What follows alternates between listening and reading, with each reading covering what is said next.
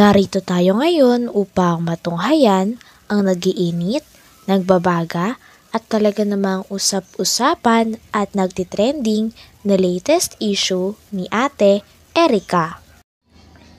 Sa pagpapatuloy ng ating istorya ay narito nga muli si Kalingap Val upang pag-usapan at upang maresolba ang problema ni Ate Erica sa pagitan ng kanyang lolo at ng mga pamilya na naiwan nila pagkatapos nilang magkaroon ng bahay at pera ng kanyang kapatid na si Sheila May. Dito nga ay sinasabi ni Kalingap Val na talagang kung totoong mapagmahal ang tita nila ay hindi nito sisiraan sila Erica.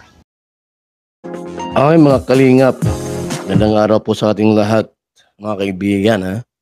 Shout out and good morning. Ngayon po yung araw po ng Sabado, Mayo 11 po sa taong 2024. Mukha pa lang po nung tita ni Erica. Yan itsura niya mga kaibigan. Naka-thumbnail. Mukhang hindi mapagkakatiwalaan. Naong pa lang, tingnan naong mga kaibigan, yan, tsura, sus, ginoon. Isang mga naong nga na. Naong ba na? Lubot. Hi, good morning sa ating lahat. Kumain na ba kayo mga kalingap?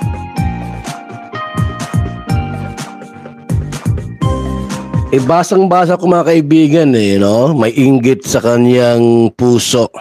Huwag naman ganon. Huwag niyo pong siraan ang inyong pamangkin. Yan. Si Erica, si May, ipamangkin mo yan Kadugo, kapamilya, kapuso, lahat na.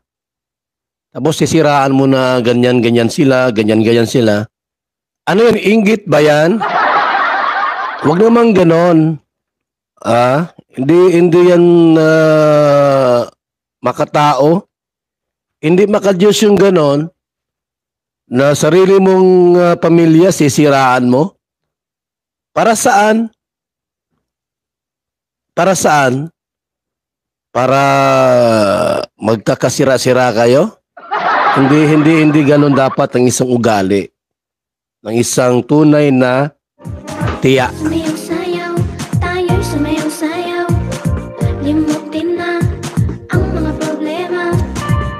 Good morning sa mga SG. Shout out.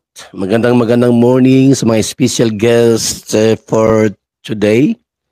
Today is May 11, 2024. And nawa kayo po nasa ligtas at nasa maayos na... Sabi nga ni Kalingap Val na kung mayroong gustong maglahad ng tunay na nangyari mapa sa side man ni Ate Erica o sa side ni Lola Miguel ay tawagan daw siya sapagkat lagi siyang nandiyan upang talagang tulungan marisolba ang mga problema na katulad nito at malaman ng lahat ang katotohanan. Kalagayan. Kamukha ni Baby Tuding. Kining bayhana ba? Ito naman yung itsura, yung tita ni Erica at ni May. Kamukha ni Baby Tuding. Pinagwapuhon man po na may itsura naman. Ay kung totoo yung sinabi mo about Erica and May, sige daw. Ikwento mo raw sa akin yung ibang mong problema sa kanila. Kung totoo. Kuya Bal, hindi ako inggit. Hindi ako sinungaling. Siya nga. Sige daw po. Puntahan mo ako sa daet. I-text mo ako. I-text mo ako. Kung talagang tunay, totoo, yung sinasabi mo sa mga pamangkin mo, sa akin mo ikwento. Kung totoo na ganun sila. Sa palagay ko po mga kalingap, inggit lang ito. Bakit inggit po? Unang-una si May, may itsura. Itong si Erika, may kaunting itsura din. Di ba sila yung tipong magaganda? Mga tipong ala artistang mukha? Di po. Opo, may itsura sila. Pero hindi maganda. Itsura lang. Meron sila noon, sila May tsaka si Erika. Doon pa lang, yung inggit na tutubo talaga sa'yo. Talagang tutubo ang inggit kay tita. Nagkapera. Lalong nainggit! Masabi, Kuya Bal, hindi po totoo yan. Hindi ako naiinggit sa kanila. Daw. Kung hindi ka naiinggit, sige daw. Sige daw po. Ikwento mo sa akin lahat at pakikinggan kita. Lahat. Kung hindi ka naiinggit doon sa mga pamangkin mo, kay Erika o kay May. Pero pagka gano'n na inggit yan mga kalingap. Kaya maniwala dyan. Sabi pa nga ni Kalingap Val ay sana hindi sa social media o online nangyayari ang mga sagutan sa pagitan ni Ate Erika at nila Lola Miguel. Dapat daw ay face to face upang talagang makausap ni Kalingap Val. Lalo na nga ang mga kampo ni Ate Erika na talaga namang todo sa mga pagpo-post at pagpaparinig at pagbabanta kay Lola Miguel. Sabi nga ni Kalingap Val na bakit hindi nila i-try makipagkita kay Kalingap Val at ikwento ang tunay na nangyari. Wala dyan. Ating mga Inggit yan. sabugtugin, tayo ay sumabay na. Ang mga kamay ay ikaw. Okay, good morning sa lahat ng ating mga kalingap, mga SG, ngayong umagang ito. At nawa po kayo nasa ligtas at nasa maayos na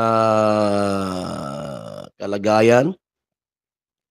Hello kay Ruin Name. Kamusta ka, Day? Alam nyo, Day, Ruin Name, alam kong may sagot ka. Alam ko may sagot ka doon sa mga paratang. Sagutin mo siyempre yon, pero di ko kailangan magsagot ka dyan sa social media. Ang gusto ko face to face. Face to face, tulad ni Chorba. Face to face yung sagot. Yung paratang baga, halimbawa ganito.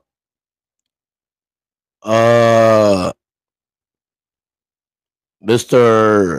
Val Santos Matubang, bakit ka nagreklamo sa taong ito?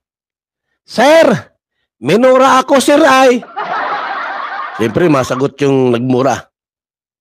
Kaya kita minumura kasi yung mga kakampi mo, minumura ako. Ayoko yung sa social media, doon ka mataram, doon ka masalita. At magpapaliwanag. Gusto ko face to face. Igwaning mediator. Judge. Ang pakay ko po, bakit ko siya i-cyber, hindi para ipakulong. Hindi para magpakulong. Kundi para face to face mong sagutin ang mga reklamo at paratang. Hindi yung para ipakulong kayo. Ayoko nang ganon. Nasa kalingap ako Nasa kalingap ako. Paglilingap. Tapos magpapakulong ka ng tao. Hindi po. Pangit po yon. Pangit po yon. Ang gusto ko lang face to face kong marinig.